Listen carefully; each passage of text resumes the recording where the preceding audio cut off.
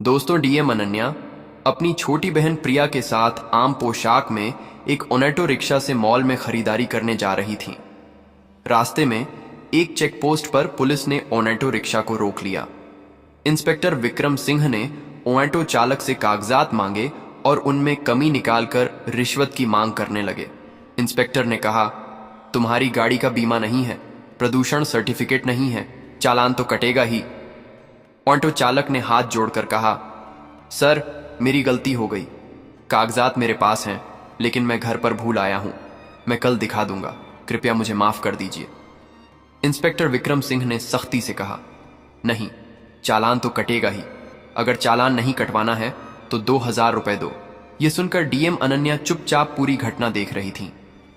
Auto चालक ने विनम्रता से कहा, सर मैं अभी अभी घर से निकला हूं, दिन की शुरुआत हुई है, मेरे पास पैसे नहीं हैं, अभी तक एक पैसा भी नहीं कमाया, मैं आपको पैसे कहां से दूं। पुलिस अधिकारी ने उपहास करते हुए कहा, तुमने कल तो कमाया था, वो पैसे कहां गए, उन्हीं से दे दो। ऑटो चालक ने हताश होकर कहा, सर वो पैसे कल ही खर्च हो गए, मेरे पास सच में पैसे नहीं हैं, कृपया मुझे माफ कर दीजिए, मैं फिर कभी ऐसी गलती नहीं करूंगा, मैं हमेशा अपने कागजात साथ रखूंगा। इस पूरी बातचीत के दौरान डीएम अनन्या, जो ऑटो के पीछे बैठी थीं, चुपचाप सब देख और सुन रही थीं। जब पुलिस इंस्पेक्टर विक्रम सिंह ने ऑटो चालक पर चिल्लाते हुए कहा, ए गरीब भिखारी, तेरे पास 2000 रुपए नहीं हैं, जैसे भी हो मुझे 2000 रुपए दे, वरना तेरी ऑटो और रिक्शा जब्त कर ली जाएगी। ऑटो चालक ने कहा, सर मैंने ऐसा क्या किया कि आप मेरी ऑटो जब्त करेंगे? क्या मैंने कोई बड़ा अपराध किया है? यह सुनकर इंस्पेक्टर अकबबूला हो गए और ऑटो चालक को एक थप्पड़ मारकर कहा, तू मुझसे बहस कर रहा है, तेरी इतनी हिम्मत? यह देखकर डीएम अनन्या हैरान रह गई। वह ऑटो से नीचे उतरी और पुलिस के पास जाकर बोली, इस ड्राइवर को थप्पड़ मारने का अधिकार आपको किसने दिया? यह कोई तरीका नहीं है, यह भाई रोज कड़ी मेहनत करके गाड़ी चलाता है, इसी कमाई से उसके घर का चूल्हा जलता है, अगर उससे कोई गलती हुई है तो आप उससे रिश्वत लेंगे, थप्पड़ मारेंगे और उसकी ऑटो जब्त करेंगे? यह कैसा कानून है? इस समय डीएम अनन्या नीले सलवार सूट और चप्पलों में आम पोशाक में थीं। वह अपनी बहन प्रिया के लिए कपड़े खरीदने मॉल जा रही थीं। पुलिस को लगा कि यह एक साधारण व्यक्ति है जो उनसे इस तरह सवाल जवाब कर रहा है। अनन्या की बात सुनकर इंस्पेक्टर विक्रम सिंह और भी भड़क गए। उन्होंने तेज आवाज में कहा, तू मुझे सिखाएगी कि मुझे क्या करना चाहिए? बीच में बोलने को किसने कहा? ज्यादा बकबक मत कर, वरना तुझे भी हवालात में डाल दूंगा। मैं पुलिस हूं, चाहूं तो अभी गिरफ्तार कर सकता हूं, ज्यादा बदमाशी मत कर, समझा? विक्रम सिंह को कोई अंदाजा नहीं था कि वह जिससे इस लहजे में बात कर रहे हैं वह वास्तव में एक डीएम अधिकारी हैं। अनन्या शांत रहीं और बोली, सर आप पुलिस हैं तो क्या लोगों को धमकाएंगे, गरीबों से जबरदस्ती रिश्वत लेंगे? आप जो कर रहे हैं वह न सिर्फ गलत है बल्कि कानून के भी खिलाफ है। अनन्या की बात सुनकर विक्रम सिंह खुद को संभाल नहीं पाए। उन्होंने गुस्से में आकर अनन्या को एक थप्पड़ मारा और कहा, तू मुझे कानून सिखाएगी? मैं तुझे तब से देख रहा हूं, तू बहुत ज्यादा बकबक कर रही है, तुझे लगता है कि तू मुझसे ज्यादा कानून जानती है। ज्यादा गुस्सा मत दिला, वरना तुझे और तेरी बहन प्रिया को जेल पहुंचा दूंगा। जल्दी ऑटो लेकर यहां से निकल। ऑटो चालक ये सब देखकर डरकर चुप हो गया था। अनन्या ने अपना गुस्सा नियंत्रित किया हुआ था।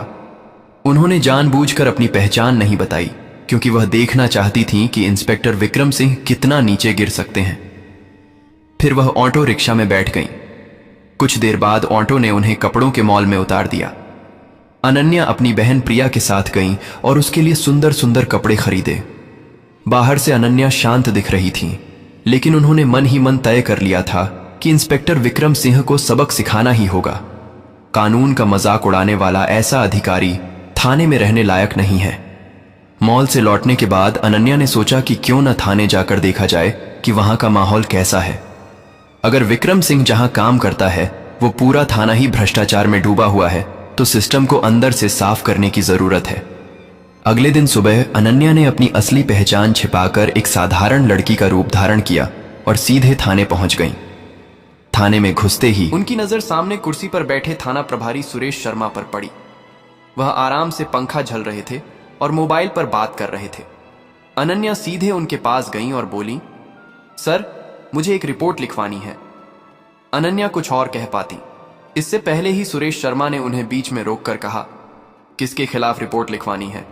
क्या तुझे नहीं पता कि यहां रिपोर्ट लिखवाने की फीस 5,000 रुपए है? पैसे लाई है? अगर पैसे हैं तो बोल, वरना जल्दी निकल। यह सुनकर अनन्या की आंखें लाल हो गईं। वह हैरान थीं कि इस थाने में खुलेआम भ्रष्टाचार चल रहा है और जिले की डीएम होने के बावजूद उन्हें इतने दिनों से कोई खबर नहीं थी। अनन्या ने गहरी सांस ली और कठोर स्वर में कहा, सर, आप हमसे रिश्वत मांग रहे हैं? रिपोर्ट लिखवाने के लिए कोई फीस नहीं लगती। आप जो कर रहे हैं वह न सिर्फ गलत है बल्कि कानून के भी खिलाफ है। यह बात सुनकर सुरेश गुस्से में भड़क गया। उसने कहा, क्या कहा? मैं गलत कर रहा हूं? तू मुझसे ज्यादा कानून जानती है। ज्यादा बकबक मत कर, वरना अभी तुझे अंदर डाल दूंगा। अनन्या समझ गई थी कि यह थाना प्रभारी भी उसी रास्ते पर चल रहा है जिस पर विक्रम सिंह थे। वह शांत रहीं और उन्होंने पूछा, आपके थाने के इंस्पेक्टर विक्रम सिंह कहां हैं? सुरेश ने चिढ़कर कहा, तेरा उससे क्या काम है? मुझसे सवाल मत कर, खुद जाकर बात कर ले। अनन्या ने फिर कहा, सर, आप रिपोर्ट लिखिए, वरना मैं आपके खिलाफ कार्रवाई करूंगी। आप जानते नहीं कि मैं कौन हूं। यह सुनकर सुरेश हंस पड़ा। उसने कहा, तू मुझे डरा रही है? तू तो मुझे या तो भिखारी या कूड़ा बीनने वाली या फिर किसी के घर में झाड़ू पोंछा करने वाली लग रही है। यहां कोई रिपोर्ट नहीं लिखी जाएगी। अभी निकल जा, वरना धक्का मारकर बाहर फेंक दूंगा। अनन्या ने खुद को संभाला। वह समझ गई कि ये सब एक ही भ्रष्टाचार के रास्ते पर है। उन्होंने मन ही मन तय कर लिया कि इन्हें सबक सिखाना ही होगा, लेकिन उससे पहले उन्हें इनकी पूरी करतूत देखनी होगी। फिर वह थाने से निकली, कुछ देर सोचा और फिर अपना मोबाइल निकालकर अपने आईपीएस और आईएएस अधिकारियों को फोन करके बोली, मैं इस थाने में हूं, आप लोग मेरी गाड़ी लेकर आएं। यह कहकर वह फिर से थाने में दाखिल हो गई। सुरेश ने उन्हें देखकर चिल्लाकर कहा, यह लड़की फिर से आ गई? तुझे समझ नहीं आता? अब तो तुझे सबक सिखाऊंगा। अब तुझे जेल जाना होगा। अनन्या ने निडरता से धीर लेकिन स्पष्ट आवाज में कहा, सर, मैं सिर्फ रिपोर्ट लिखवाना चाहती हूं। आप रिपोर्ट दर्ज करें। अगर आप जनता के साथ ऐसा व्यवहार करेंगे तो हम न्याय की उम्मीद किससे करेंगे? लेकिन सुरेश ने फिर वही बात दोहराई, मैंने कहा ना, रिपोर्ट लिखवाने के लिए आर्स 5,000 निकाल। पैसे के बिना यहां कुछ नहीं होगा। बार बार परेशान मत कर, वरना धक्का मारकर बाहर फेंक दूंगा। अनन्या मन ही मन सोच रही थी कि ये लोग कितने नीचे गिर गए हैं। इन्हें यह भी नहीं पता कि एक महिला से कैसे बात करते हैं। उन्होंने हल्की मुस्कान के साथ कहा, देखिए सर, आप रिश्वत क्यों मांग रहे हैं? कानून में कहीं नहीं लिखा है कि रिपोर्ट दर्ज करने के लिए जनता से पैसे लेने होंगे। आप साफ तौर पर कानून तोड़ रहे हैं। अगर आप रिपोर्ट दर्ज नहीं करेंगे तो मैं आपके खिलाफ सख्त कार्रवाई करूंगी। आप खुद को बड़ा अधिकारी समझते हैं, लेकिन आपको कोई अंदाजा नहीं है कि आपके साथ अब क्या होने वाला है। यह सुनकर सुरेश बहुत गुस्सा हो गया। उसने 2 कांस्टेबलों को इशारा करके आदेश दिया, इस लड़की को बाहर ले जाओ और सबक सिखाओ। यह ऐसे नहीं जाएगी। दोनों कांस्टेबल अनन्या की तरफ बढ़े, हाथ पकड़ने ही वाले थे, तभी थाने के दरवाजे से एक सख्त आवाज आई, रुको। सबकी आंखें दरवाजे की तरफ घूम गईं। वहां आईएएस और आईपीएस अधिकारियों की एक टीम खड़ी थी जो डीएम अनन्या को लेने आए थे। उनके पीछे कुछ और सीनियर पुलिस अधिकारी भी थे। उनमें से एक ने गुस्से में सुरेश शर्मा की तरफ देखकर कहा, बेशर्म थाना प्रभारी, ये क्या कर रहे हो तुम? अभी तुम्हारी वर्दी उतरवा दी जाएगी और तुम्हें जिंदगी भर जेल में डाल दिया जाएगा। यह सुनकर सुरेश के हाथ पैर कांपने लगे। उसके माथे से पसीना बहने लगा। हकलाते हुए उसने कहना चाहा, सर, ये लड़की। लेकिन उसकी बात खत्म होने से पहले ही अनन्या आगे आई। उनके चेहरे पर अब और भी तेज और दृढ़ता थी। उन्होंने गंभीर स्वर में कहा, चुप हो जाओ सुरेश, मैं कोई लड़की नहीं हूं। मैं इस जिले की डीएम हूं। मैंने अपनी आंखों से देखा है कि यहां आम लोगों के साथ कैसा व्यवहार होता है। तुम्हें लगता है कि यह थाना तुम्हारी निजी जागीर है। अब तुम्हें असली कानून का पता चलेगा। थाने का माहौल पूरी तरह बदल गया था। कांस्टेबल एक दूसरे का मुंह देख रहे थे। जिन दो कांस्टेबलों ने अभी अभी अनन्या को पकड़ना चाहा था, वे डर कर पीछे हट गए। आईएएस अधिकारी ने गुस्से में मेज पर जोर से हाथ मारकर आदेश दिया, कांस्टेबल, अभी थाना प्रभारी सुरेश को हिरासत में लो। एक पल की भी देरी बर्दाश्त नहीं होगी, वरना अंजाम तुम जानते हो। पूरा थाना खामोश हो गया। जो सुरेश कुछ देर पहले शेर की तरह दहाड़ रहा था, वह अब हाथ जोड़कर गिड़गिड़ा रहा था। उसने अनन्या की तरफ देखकर रोते हुए कहा, मैडम, मुझसे गलती हो गई, एक मौका दे दीजिए, मेरी नौकरी चली जाएगी। लेकिन अनन्या की आंखों में जरा भी दया नहीं थी। उन्होंने ठंडे और कठोर स्वर में कहा, गलती तभी गलती होती है जब वह एक बार हो। तुम्हारा अपराध गलती नहीं, आदत है, और इसकी सजा तुम्हें मिलनी ही चाहिए। जनता की आवाज को दबाना, कानून का मजाक उड़ाना और एक महिला का अपमान करना, यह सब गलतियां नहीं हैं। डीएम अनन्या ने खड़े स्वर में अपने आईपीएस अधिकारी से कहा, इन्हें तुरंत सस्पेंड करो और हथकड़ी पहनाओ। आईपीएस अधिकारी ने इशारा किया और दो कांस्टेबल आगे आकर थाना प्रभारी सुरेश शर्मा को हथकड़ी पहनाने लगे। थाने में मौजूद बाकी पुलिसकर्मी सिर झुकाकर खड़े थे। जब सुरेश को ले जाया जा रहा था, तभी थाने के मुख्य गेट से अचानक इंस्पेक्टर विक्रम सिंह ने प्रवेश किया। उनके चेहरे पर घबराहट थी, लेकिन वह स्थिति को समझे बिना अंदर आ गए। अनन्या को सामने खड़ा देखकर उनके होश उड़ गए। उनके दिमाग में वह दृश्य घूम गया जब उन्होंने सड़क पर ऑटो चालक का चालान काटते समय अनन्या को एक साधारण लड़की समझकर थप्पड़ मारा था। उस दिन उन्होंने सोचा था कि यह एक छोटी सी घटना है, लेकिन आज उन्हें समझ आया कि क्यों उनके सामने यह लड़की और उनके पीछे आईएएस और आईपीएस अधिकारियों की एक टीम खड़ी है। उन्हें लगा कि जिसे मैंने थप्पड़ मारा था उसने डीएम ऑफिस में शिकायत कर दी है, इसलिए अधिकारी यहां जांच करने आए हैं। तभी इंस्पेक्टर विक्रम सिंह ने कांपती हुई आवाज में बड़े अधिकारियों से कहा, सर, यह लड़की एक नंबर की बदमाश है। मैं जब एक ऑटो चालक का चालान काट रहा था, तभी यह मुझसे झगड़ा करने लगी और मुझे थप्पड़ मारने लगी। इसलिए मैंने इसे कुछ भला बुरा कहा, तो इसने डीएम ऑफिस में जाकर शिकायत कर दी। इसी वजह से आप लोग यहां आकर सुरेश शर्मा को गिरफ्तार कर रहे हैं। आप लोगों को इस लड़की को गिरफ्तार करना चाहिए था। यह बात सुनकर पूरे थाने में सन्नाटा छा गया, मानो कुछ बड़ा होने वाला हो। तभी आईपीएस अधिकारी ने गुस्से में विक्रम के गाल पर एक थप्पड़ मारा और सख्त लहजे में कहा, इंस्पेक्टर विक्रम, तुम चुप रहो। तुम जिसके बारे में बात कर रहे हो, तुम नहीं जानते कि यह महिला कौन है। यह सुनकर विक्रम को लगा कि उसे हार्ट अटैक आ जाएगा। उसने कांपती और डरी हुई आवाज में कहा, सर, आप क्या कह रहे हैं? यह मैडम आखिर कौन है? आईपीएस अधिकारी कुछ कहने ही वाले थे कि डीएम अनन्या ने सीधे उनकी तरफ देखा।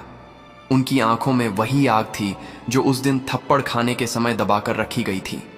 डीएम अनन्या ने तेज और गंभीर स्वर में कहा, याद है वह थप्पड़? आज वह थप्पड़ तुम्हारी पूरी जिंदगी पर भारी पड़ जाएगा। इंस्पेक्टर विक्रम सिंह, तुमने उस दिन सोचा था कि एक साधारण लड़की का अपमान करके तुम जीत गए हो, लेकिन सच्चाई यह है कि उस थप्पड़ ने मेरी आत्मा को नहीं, बल्कि तुम्हारे पूरे सिस्टम की गंदगी को उजागर किया है। तुमने सिर्फ मुझे नहीं मारा, तुमने उस जनता की आवाज को मारा है जो तुमसे न्याय की उम्मीद करती है। थाने के अंदर ऐसा सन्नाटा पसर गया मानो किसी ने सबकी आवाज चुरा ली हो। विक्रम का चेहरा पल भर में पीला पड़ गया। उसके होंठ कांप रहे थे, लेकिन आवाज गले में अटक गई थी। तभी अनन्या ने गंभीर स्वर में कहा, आज मैं सिर्फ डीएम बनकर नहीं आई हूं, मैं उन सभी लोगों के पक्ष में खड़ी हूं जिनका तुम जैसे अधिकारी हर जगह अपमान करते हो, चाहे वह सड़क पर हो, थाने में हो या दफ्तर में।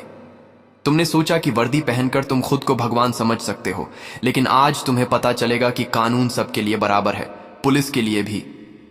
यह कहकर अनन्या ने मेज पर जोर से एक थप्पड़ मारा। डर से सब चौंक गए। उन्होंने चिल्लाकर कहा, कांस्टेबल, इंस्पेक्टर विक्रम सिंह को गिरफ्तार करो, वर्दी उतारो और अभी सस्पेंशन की रिपोर्ट तैयार करो। आईपीएस अधिकारी ने एक सेकंड भी बर्बाद किए बिना इशारा किया। दो कांस्टेबल आगे आए और विक्रम के हाथों में हथकड़ी पहना दी। बेचारा विक्रम डर से कांप रहा था। उसने गिड़गिड़ाते हुए कहा, मैडम, प्लीज माफ कर दीजिए, गलती हो गई, मैं पहचान नहीं पाया। लेकिन अनन्या ने उसकी बात बीच में ही काट दी और कहा, कानून किसी पहचान नहीं पूछता इंस्पेक्टर। तुम्हारी माफी से जनता का दर्द कम नहीं होगा, अब अदालत फैसला करेगी। पूरा थाना सुन रहा था। पहली बार सबके दिमाग में यह बात बैठ गई कि इस जिले में जो भी जनता पर अत्याचार करेगा उसकी जगह सिर्फ जेल के पीछे है। सुरेश शर्मा और विक्रम सिंह को हथकड़ी पहनाकर बाहर लाया गया। बाहर खड़ी भीड़ में शोर मच गया। लोग फुसफुसा रहे थे। उन्हें विश्वास नहीं हो रहा था कि जिले के दो बड़े अधिकारी आज कानून के जाल में फंस गए हैं। आईपीएस अधिकारी ने मीडिया को स्पष्ट रूप से कहा, आज से इस जिले में दादागिरी नहीं, कानून चलेगा। चाहे पुलिस हो, नेता हो या आम आदमी, गलती करने पर सजा मिलेगी। भीड़ ने तालियां बजाईं। कुछ लोग मोबाइल पर वीडियो बना रहे थे, जैसे यह एक ऐतिहासिक पल हो। कांस्टेबलों ने दोनों को जीप में बिठाया और सीधे जेल ले गए। जेल के गेट पर गाड़ी रुकते ही जेलर खुद बाहर आए। अनन्या और आईपीएस अधिकारी ने आदेश दिया, इन्हें कैदी बनाओ। आज से ये अधिकारी नहीं, अपराधी हैं। फिर दोनों की वर्दी उतार दी गई और उन्हें सफेद कैदी की पोशाक पहनाई गई। उनके चेहरे पर शर्म, गुस्सा और पछतावा एक साथ झलक रहा था। लोहे की सलाखों के पीछे धकेल दिए जाने पर सुरेश शर्मा रोने लगे। विक्रम सिंह ने लंबी सांस ली और कहा, अगर उस दिन थप्पड़ न मारा होता तो शायद आज यह दिन नहीं देखना पड़ता। दोस्तों, कैसी लगी हमारी वीडियो अच्छी लगी हो तो वीडियो को एक लाइक और हमारे चैनल पर नए हो तो चैनल को सब्सक्राइब करना बिल्कुल भी ना भूले। जय हिंद दोस्तों, धन्यवाद।